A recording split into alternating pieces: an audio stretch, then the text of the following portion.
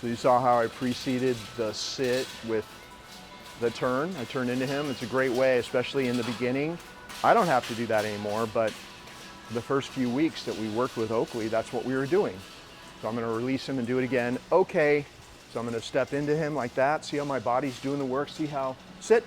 When you turn left, how the leash stays loose. It's okay. People don't want to be on YouTube. And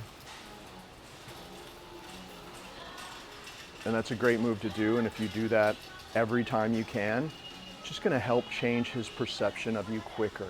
Because when you're turning into the dog, you're literally hurting them with your body. So it's a very dominant move, but it's a good dominant move that makes the dog think, oh, I'm safe because they're taking charge. Once again, a lot of body language stuff. So he's no. If he gets up, we're going to say no, and we're going to reset him. He's breathing very heavily, which means he's overstimulated, but he's handling it with all this stuff going on. And so a basic sit stay would just be to practice walking around him from the front like that, both ways. That's a basic sit stay, and even if you just practice this thing that I just did in a bunch of different places, in your house, in your yard, in your neighborhood, you would get very comfortable with handling him, and he would get very comfortable with doing the commands with you. You're either going to release him and continue walking, and if you're going to do that, you're taking the leash like this.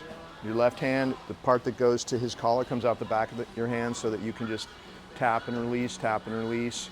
And your arm is straight and relaxed. It's just going to go straight back if you have to do that. So you're not doing like that because remember, a tight leash is your enemy. So loose leash, a little bit of slack there. The loop is on your thumb of your right hand. You take up the slack. If he pops up, nope. Because there's a lot going on here. He's doing really well. And if you're going to release him to still walk with you and be on the clock, you're going to say, okay. He's going to walk with you, and you're going to keep his head at your leg as you walk. Sit. And if you're going to release him to be free, then you're just going to, with your right hand, wait till everybody passes by here, with your right hand pat his chest and say, go. And he's free.